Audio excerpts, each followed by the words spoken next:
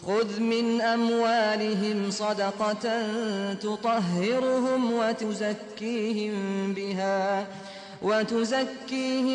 بها وصل عليهم إن صلاتك سكن لهم والله سميع عليم.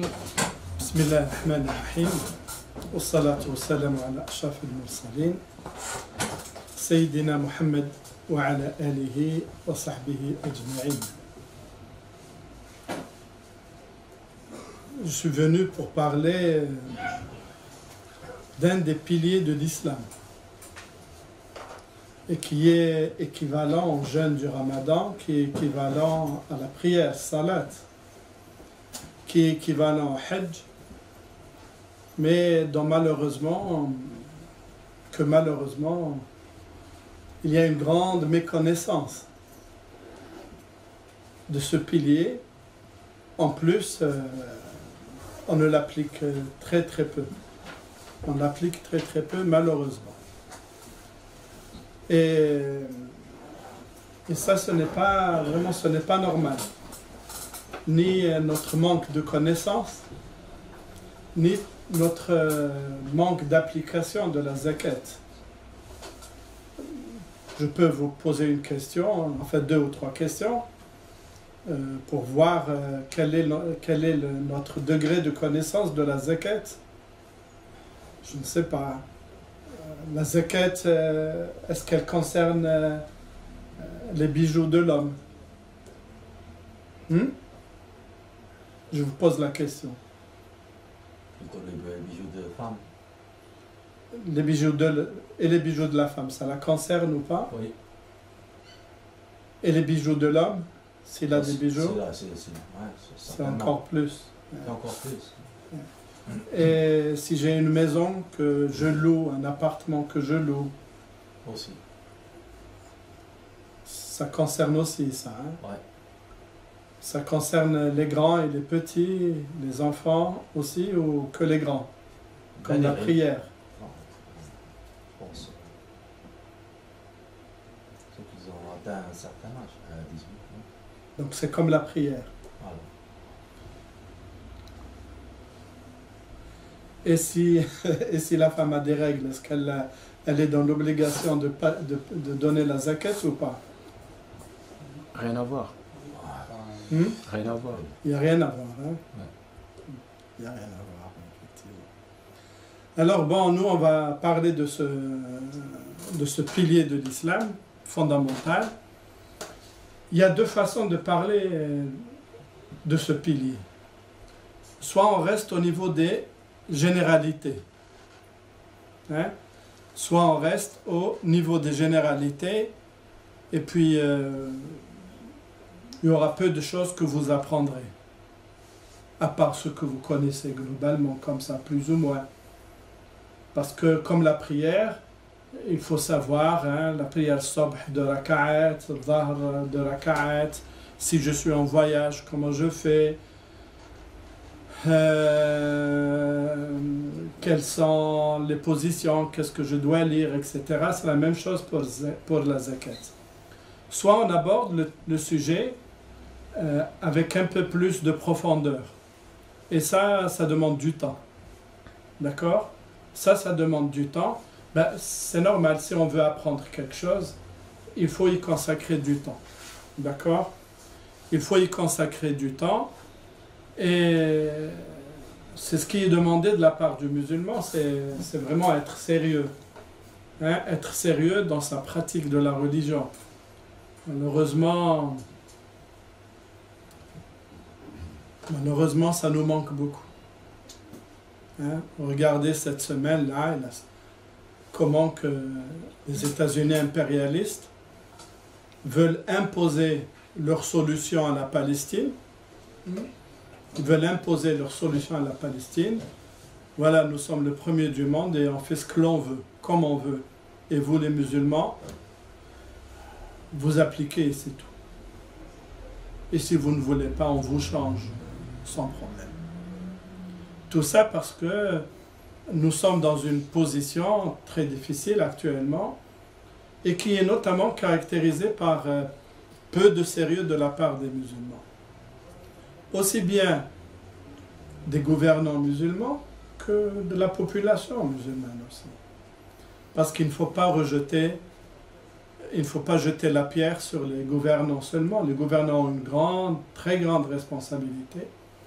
Mais les musulmans aussi la population, elle a aussi une grande responsabilité qu'elle assume malheureusement faiblement ou pas du tout. Donc nous, on va entrer dans la zakat, mais on va voir un petit bout de la zakat. On va voir un petit bout de la zakat, parce qu'en 1h30 ou 2, ça va dépendre de vous. On ne peut pas traiter de façon rapide tout cela. On ne va pas parler de la spiritualité, mais nous on va parler juste de ce deuxième chapitre-là, les règles générales de la zakat. Parce qu'il y a des éléments fondamentaux qu'il faut avoir, qu'il faut maîtriser. Ensuite, il y a la zakat des biens forts monétaires, c'est les économies individuelles, la monnaie, l'or, l'argent, sur les biens acquis et les revenus d'exploitation, sur les marchandises, sur les titres, sur les sociétés. Vous voyez, c'est quoi la zakat? Ça n'est pas une petite promenade. C'est vraiment des connaissances solides à avoir pour appliquer la zakat. Si vous avez une boutique, si vous louez quelque chose, si vous vendez, eh bien vous devez connaître la zakat sur les marchandises. D'accord? Comme j'ai dit tout à l'heure, si vous louez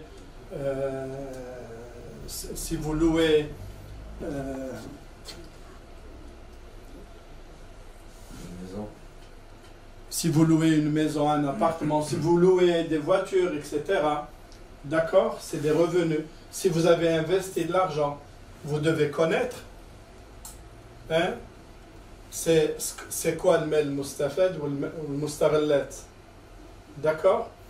Et bien sûr, si vous avez acheté des actions, si vous avez une petite société avec un bilan ou sans, avec comptabilité ou sans comptabilité, alors ne parlons pas d'autre chose. Et puis vous devez aussi savoir à qui la donner aussi. Donc vous voyez que c'est un grand chantier. Malheureusement, ben, voilà. On ne lui a pas donné vraiment l'importance qu'il faut. Donc nous, on va traiter une partie, un chapitre. Et puis si la possibilité viendrait une deuxième fois, Inch'Allah, on parlera aussi de ce deuxième chapitre, mais en enlevant peut-être les titres et les sociétés. Voilà. Je vais en parler à partir du livre que j'ai fait, qui est sorti en juin 2019. D'accord? C'est ce livre-là que j'ai fait. C'est le premier livre en français. En anglais, je ne sais pas. Mais qui va... C'est un guide pratique. C'est un guide pratique. Ça n'est pas un ensemble, parce qu'il y a un livre de recueil de fatwa, notamment de Cheikh Ben Baz, rahimahullah, mais qui n'est pas dans cette optique-là du tout. C'est juste des fatwas dans des conditions géographiques, contextuelles très très différentes, non seulement du monde contemporain dans lequel nous vivons, mais aussi dans l'économie dans laquelle nous vivons. Voilà. Donc voilà, c'est un livre qui essaye de répondre un peu aux différentes attentes. C'est un guide pratique. Un guide pratique, ça n'est pas vraiment le grand livre de la zakat. Inch'Allah, si Dieu nous prête vie, on va sortir peut-être à la fin de cette année-là un autre livre, mais beaucoup plus gros, qui va aller dans les détails. Mais là, c'est comme pour la prière. Comment faire la prière, les cas, etc. C'est exactement ça. C'est un guide pratique pour la zakat.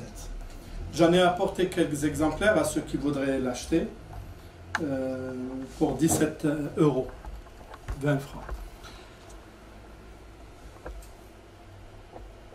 Globalement, salat, zakat, tout tout ce que l'on fait, la qira'at al-Qur'an, le hajj, mais pas seulement ça, le commerce, etc.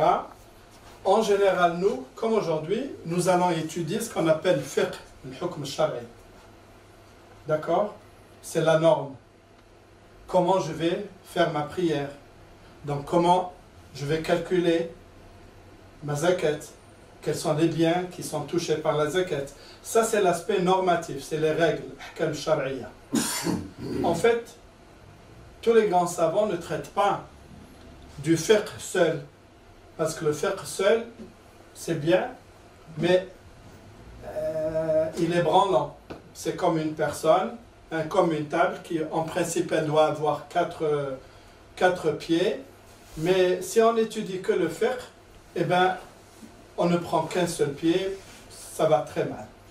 Alors le fiqh, en fait, il est toujours accompagné par trois choses, trois autres dimensions fondamentales. D'abord, la spiritualité. Quelle est la spiritualité visée par zakat? C'est bien sûr combattre l'avarice, c'est en fait être généreux et ainsi de suite. C'est aussi l'éthique, l'aspect éthique. L'aspect éthique de celui qui donne et de celui qui reçoit.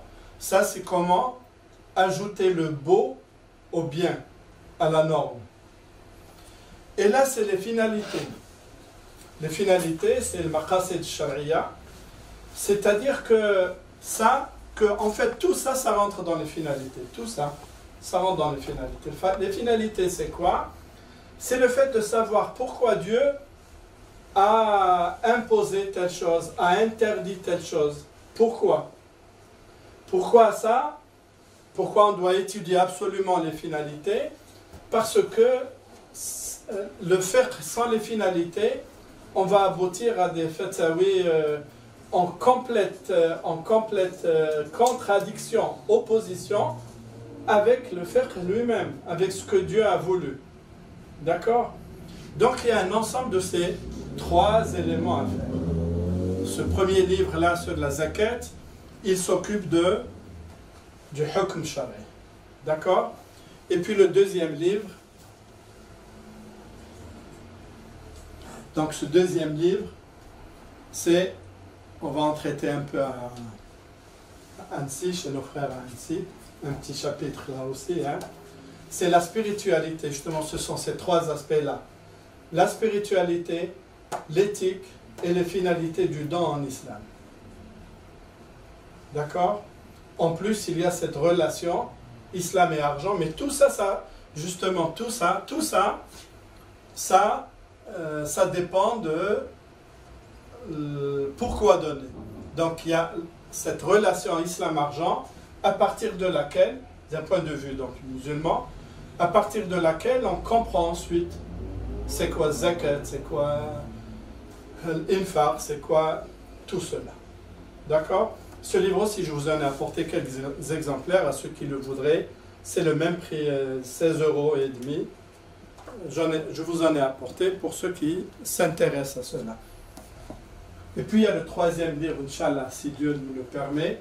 C'est le grand livre de la zakat. Le public est un peu plus, c'est les étudiants, les imams, hein, ceux qui s'intéressent un peu plus profondément au livre, à la zakat, Inch'Allah. Nous, globalement, on va essayer de voir, hein, de parler globalement qui est visé par la zakat, quelles sont les personnes visées par la zakat, quels sont les biens qui sont visés par la zakat, hein, pour bien distinguer. Et puis il y a des critères pour arriver à comprendre les biens. Et puis on va traiter 3 ou 4 choses, Inch'Allah. Donc la question du seuil, Nessab, la question de la durée d'appropriation, Hawl, Inch'Allah. Ça risque d'être difficile de tenir le zakat. On va passer très rapidement. C'est bien sûr une obligation, c'est un pilier de l'islam. Qu'est-ce que ça veut dire pilier de l'islam? Ça veut dire que on doit l'appliquer comme salat, comme le hajj, comme siyam, on doit l'appliquer. D'accord? Donc celui qui l'applique, ben, il aura répondu au pilier, celui qui ne l'applique pas, 2 cas. Soit il ne sait pas, ou il sait, il veut donner moins, ben, il est en faute vis-à-vis de Dieu, pas seulement vis-à-vis de Dieu, il est en faute vis-à-vis aussi des pauvres et des nécessiteux de la communauté musulmane. Parce que zakat, ça n'est pas seulement un droit de Dieu, on le verra, c'est aussi un droit des pauvres et des nécessiteux. C'est ça la différence entre zakat d'une part et salat, hajj, siyam d'autre part. Tout cela, c'est l'individu. Mais zakat, c'est une autre conception. C'est aussi bien les droits de Dieu que le droit de ceux qui sont dans le besoin. Et puis celui qui dit, comme s'il disait pour la prière, ben, la zakat, il n'y a pas de zakat, celui-là, eh ben, il n'a plus rien à voir avec l'islam. Et puis il y a beaucoup de versets coraniques. Khudh min amwalihim sadaqatan, prends de leurs biens, prends de leurs biens. Sadaqa ici, ça veut dire zakat. Très souvent dans le Coran, le mot sadaqa veut dire zakat, ne veut pas dire simplement l'aumône. Oui. Vous posez des questions maintenant ou après? Vous pouvez poser des questions. Si je vais traiter la chose, je vous dirai, je répondrai après. Sinon, allez-y. Alors qu'on est dans un système comme la Suisse où en fait on nous prélève déjà au niveau des impôts, est-ce que ça c'est considéré comme étant zakat ou pas? Non, non, pas du tout. Zakat c'est la zakat, les impôts c'est les impôts. Il faut payer les deux. Mais pourtant les impôts c'est aussi prélevé pour donner aux nécessiteux. Oui, mais c'est pas la même chose.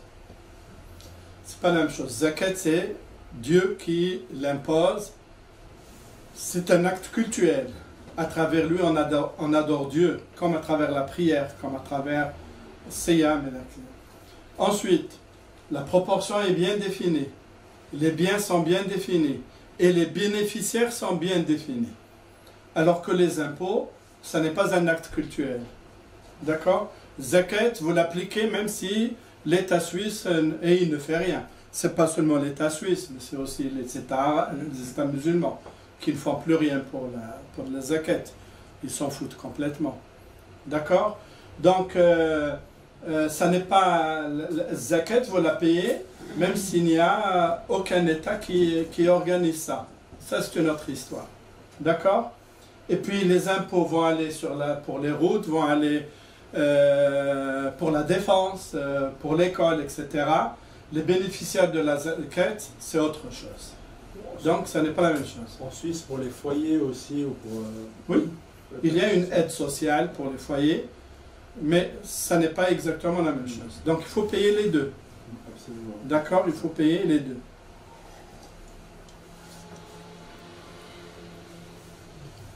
Alors, il y a beaucoup de versets, il y a beaucoup de hadiths, notamment le hadith dans lequel le prophète alayhi salam envoie Mu'adh ibn Jabal au Yémen, dans lequel aussi il y a un autre hadith, le bédouin il arrive au prophète alayhi salam, qu'est-ce que je dois faire? Il lui dit voilà, après shahada, la prière, et puis zakat, tu dois donner de ton argent, etc. Beaucoup de hadiths, beaucoup de versets, vous les trouverez dans le livre pour ceux qui seraient intéressés d'acheter le livre. Globalement, zakat, elle a été d'abord révélée, l'obligation a été révélée d'abord à la Mecque. Et à la Mecque, voilà ce que j'étais en train de dire, à la Mecque, par 4 fois, Dieu utilise le mot haqqun ma'loumun lis-sa'ili wal mahram. C'est le droit des pauvres. Zakat, c'est le droit des pauvres. Si vous pouvez ouvrir la porte, comme ça on ne va pas avoir trop chaud. Oui, moi je suis encore un peu plus chaud que vous, mais voilà. Donc c'est un droit bien déterminé. Donc par 4 fois le verset précise, c'est le droit des pauvres sur notre argent. Pourquoi? Parce que Dieu dit wa anfiqu mimma razaqnakum, et donnez de ce que nous vous avons donné. D'accord? Parce que ce que nous avons, ça n'est pas seulement notre intelligence, c'est pas seulement le fait de se lever à 6 heures du matin pour aller travailler pour ceux qui travaillent. c'est pas seulement l'intelligence, c'est pas parce que nos parents nous ont laissé que l'on devient riche, mais c'est d'abord Dieu qui a donné ça. Et il faut prendre conscience de cela. Donc beaucoup de versets, de hadiths vont aller dans ce sens. Donc d'abord à la Mecque, ensuite c'est à Médine où elle va être plus institutionnalisée, où le prophète alayhi salatu salam va préciser les quantités, les biens, où même Dieu va intervenir pour dire à qui on va donner zakat, à qui on va donner donc les bénéficiaires de la zakat, les 8 catégories. إنما الصدقات للفقراء والمساكين والعاملين عليها والمؤلفة قلوبهم وفي الرقاب.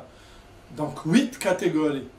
Donc c'est à Médine où elle va prendre un aspect organisé et dans lequel, oui, il va y avoir ce fameux verset-là. Le fameux verset qu'on a vu tout à l'heure, le fameux verset Khud min amwalihim sadaqatan, c'est-à-dire toi, prophète, alayhi salatu salam, toi, prophète, tu dois prélever la zakat pour la distribuer. Et après le prophète, alayhi salatu salam, l'obligation est destinée aux gouvernants musulmans. Bien sûr, maintenant la question qui se pose, les gouvernants musulmans ont laissé tomber la zakat, et nous, on n'est même pas dans un pays musulman, comment on doit faire? Eh bien, on doit nous organiser.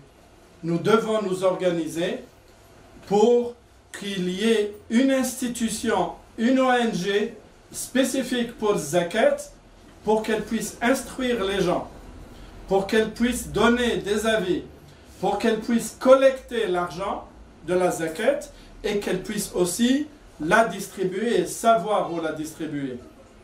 Donc il y a cette obligation qui est là. Il y a 2 ou 3 semaines, alhamdulillah, il y a une fondation qui a été créée à Zurich de la part d'un certain nombre de frères et de sœurs, Zakat Suisse, qui a été créée et qui veut aller dans ce sens-là, qui veut remplir cette condition. Et donc Zakat, c'est vraiment le fait de prendre une partie bien déterminée de ses biens et de la donner à des bénéficiaires bien spécifiques. On ne donne pas zakat à son fils, à son père, à son épouse, on ne la donne pas à n'importe qui. Dieu a bien organisé les 8 catégories de la zakat, des bénéficiaires de la zakat. Donc celui qui ne l'accomplit pas, soit qu'il ne connaît pas, ou par paresse, eh bien, il doit absolument faire l'effort de connaître et de donner. Attention, zakat, elle est imprescriptible. Qu'est-ce que ça veut dire imprescriptible? Ben, ça veut dire que si vous ne l'avez pas donnée l'année dernière, vous devez la donner aujourd'hui, demain, jusqu'à votre mort, vous devez donner. Ça n'est pas parce qu'on a dépassé 5 ans, 10 ans ou 20 ans que bon, c'est bon, on peut effacer. Non, la dette reste. Non.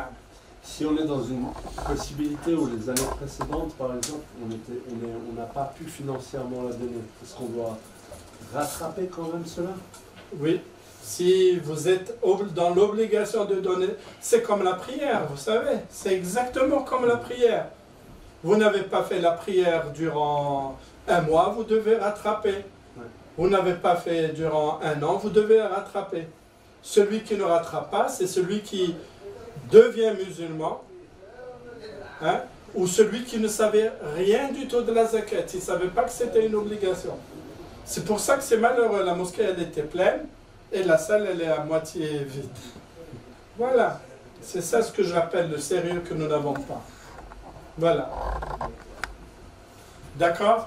Et donc, celui qui ne l'accomplit pas parce qu'il ne la reconnaît pas, eh bien, son appartenance à l'islam pose des problèmes.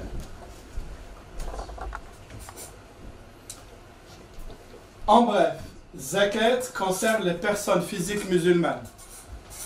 On va traiter de cela justement. Les personnes morales, c'est-à-dire comme les associations, comme les sociétés SA, ne sont pas concernées. la zakat, elle impose le capital, c'est-à-dire les économies de l'individu, les biens commerciaux, les titres, les animaux de bétail. J'ai pas mis ici les produits agricoles, certains revenus que nous ne pouvons pas détailler aujourd'hui. Nous, on va parler quels sont les biens qui sont touchés et les personnes qui sont touchées aussi. Le revenu combiné au capital et ainsi de suite. Vous voyez que ce n'est pas n'importe quoi. Moustarallat, c'est quoi? Moustarallat, c'est les revenus, comme moi je traduis, c'est les revenus d'exploitation. C'est ce que je vous ai dit. Vous avez une maison que vous louez, les revenus sont des moustarallat. D'accord? Voilà. Ou bien vous avez investi, il y a un retour sur investissement, c'est ça le moustarallat. Alors, globalement, il y a 6 critères que nous allons appliquer, ça on va le traiter aujourd'hui, pour savoir quels sont les biens qui doivent être taxés par le zakat. Et globalement, les taux d'imposition sont de 3 sortes. Globalement, 2,5% pour les biens à valeur monétaire, 10 ou 5% pour les produits agricoles, et pour le cheptel, il y a des règles bien spécifiques. Il faut donner zakat à son terme, pas après. Pas après, ben c'est comme la prière, vous allez la faire le lendemain soir. Voilà. D'accord? Donc il faut la donner en son temps, mais on peut la donner avant le terme, jusqu'à 2 années. D'accord? On peut la donner d'un seul coup, on peut la donner en petites parties aussi. Mais tout ça, c'est encore des sujets à traiter là, donc c'est vraiment en bref. C'est quoi en son terme? Lorsque le temps vient pour donner zakat, vous devez donner zakat. On peut Comment choisir. on définit? C'est à vous de le définir. Chacun le définit comme il veut. Le jour, Le jour, le mois, etc. Et c'est l'année lunaire. C'est le fait... Alors, globalement, généralement, les gens donnent zakat le jour de Ashura. C'est le 10e jour du mois de Muharram. Pourquoi? Parce que c'est Uthman ibn Affan radiyallahu anhu a institué le jour de Ashura pour récolter la zakat, pour que les gens donnent zakat et que lui-même puisse la distribuer. Donc globalement, la grande majorité prennent le jour de Ashura. Hein? C'est pour ça que dans le langage courant, on dit quoi? Zakat. Bon, je ne sais pas, mais on dit Ya'ashar. Vous dites ça? Hein? Ya'ashar. C'est quoi Ya'ashar? C'est Ashura. Donc c'est pas donner le 10e, c'est prendre pour Ashura. C'est zakat. Mais vous pouvez fixer, par exemple, le 15 du mois de Ramadan ou la fin du mois du Ramadan. Ça, c'est à vous de fixer. Le plus important, c'est une année lunaire. Et donc, c'est bien de fixer une journée que l'on retient facilement. Et si on a des revenus qui sont irréguliers, ça veut dire par exemple que si une année on peut le faire le 15 du Ramadan et l'année d'après, on se trouve dans une période où on n'est pas dans la possibilité, on peut rattraper durant une autre date. Non, vous donnez. Parce qu'il y a tout un calcul qui doit être fait. Absolument. Vous donnez en fonction de ce que vous avez. Ouais. D'accord? Okay. Maintenant, c'est un problème de liquidité. Ouais. D'accord? Si par exemple vous avez des immeubles ou des camions, par exemple, si vous avez un problème de liquidité, vous pouvez différer. D'accord? Hein? Si vous avez un problème de santé, vous ne pouvez pas, vous le différez. Mais dans le principe normal, vous donnez en centaines, Inch'Allah. Avant, on peut donner avant. D'accord? Ce qui est déjà très bien. Voilà, alors donc il y a aussi un certain nombre de principes de sincérité, bien sûr. On ne va pas chercher des astuces pour payer moins. L'unicité de la zakat, c'est-à-dire si vous payez la zakat sur tel bien cette année, vous n'allez pas payer une deuxième fois, vous payez une seule fois. La distribution du produit, c'est les bénéficiaires. Alors, Première question, qui est visé par la zakat? Alors, qui est visé par la zakat? Alors, comme c'est un acte cultuel, ibada, donc la question qui se pose, c'est celle-là. C'est une ibada, c'est un acte cultuel. Or, les actes cultuels que nous connaissons, salat, siyam, le hajj, deviennent obligatoires quand? Lorsque l'enfant atteint la puberté et que la personne, elle a encore sa capacité de discernement. D'accord? De discernement, tamiz. Donc si une personne est encore jeune, elle peut toujours pratiquer la prière pour apprendre, mais l'obligation, elle ne vient que lorsqu'elle devient pubère. Mais la personne vieille ou malade, mentale ou bien vieille, lorsqu'elle devient sénile, qu'elle oublie, etc., qu'elle n'a plus sa capacité de discernement, la prière n'est plus obligatoire, comme le hajj, comme siyam. Donc, est-ce que ces critères-là, est-ce que c'est les mêmes pour le zakat ou pas? En fait, il y a deux avis. Globalement, il y a deux avis. Il y a des savants qui disent que c'est d'abord une ibada avant d'autres choses. C'est d'abord les droits de Dieu avant d'être des droits des êtres humains. En conséquence, pour eux, l'enfant qui a de l'argent, ou même la personne vieille, incapable de discernement, qui a de l'argent, il n'y a pas de zakat sur ses biens. Mais, alors ça, c'est globalement, c'est Abu Hanifa. C'est Abu Hanifa. Mais la grande majorité des savants disent non. Ça n'est pas seulement la dimension culturelle, mais c'est surtout la dimension sociale de la zakat qui est importante. C'est-à-dire, c'est les droits des autres sur nos biens. En conséquence, la notion ou la condition de capacité de discernement ne se pose pas. C'est-à-dire, même cet enfant-là, qui a de l'argent dans son compte, que son papa, sa maman lui a mis dans son compte, ou bien un enfant très jeune, que les parents, qui a hérité de ses parents, tant qu'il a de l'argent, des biens qui doivent subir zakat, il doit donner zakat. Et même la vieille personne, incapable de discernement, elle doit aussi donner la zakat. Et ça, c'est la très grande majorité des savants. Non. Juste une question, pas ce slide-là, mais deux slides avant. Je peux donner un exemple, mais imaginons que j'ai un lingot d'or. Je paye la zakat dessus. L'année d'après, je dois repayer de nouveau dessus. Oui, voilà, une année après, oui. Voilà, c'est-à-dire mais que c'est durant la même année qu'on ne va pas payer deux fois. Voilà, d'accord, c'est ça qui me manque. Voilà, d'accord. Ouais. Mais chaque année, on va payer la même chose. Un lingot, bien, si vous avez des économies qui dépassent le montant imposable, chaque année, vous allez la donner. Voilà, d'accord, c'est okay. Voilà. Même si ça diminue. Ça diminue ou pas? Si c'est la même somme, ça diminue ou pas?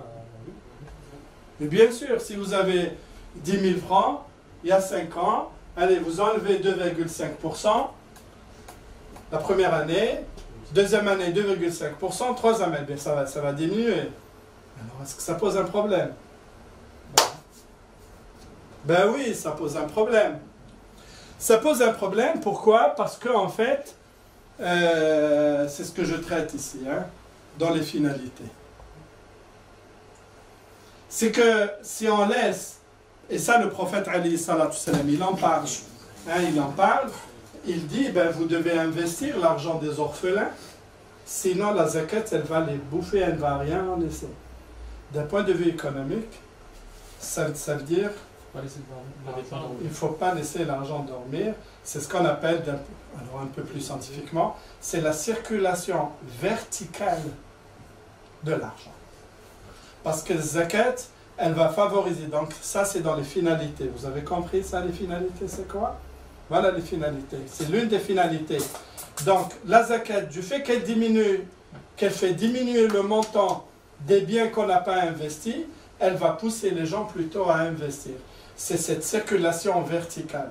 Et le fait que l'on donne l'argent des riches, parce que le hadith de Mu'adh ibn Jabal, il lui dit il faut leur apprendre qu'ils doivent donner zakat qui est prise auprès des riches parmi eux et qui est distribuée aux pauvres parmi eux.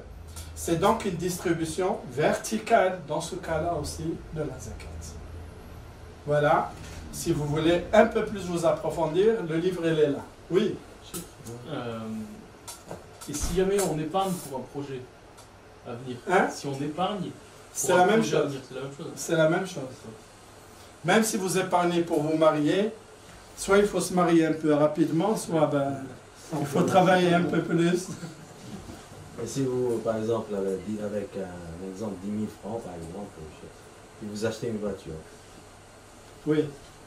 c'est considéré comme cette voiture comme un investissement ou comme Non, ça dépend si vous l'utilisez comme taxi. D'accord? Ça, c'est le deuxième chapitre. D'accord? Mais si c'est votre bien personnel, la zakat ne touche pas les biens personnels, ni votre véhicule de vie, ni le véhicule de travail. Ça, on va le voir. Hein? Ni la maison, ni les meubles. D'accord? Ça, on va le voir, Inch'Allah. خذ من أموالهم صدقة تطهرهم وتزكيهم بها وصل عليهم إن صلاتك سكن لهم والله سميع عليم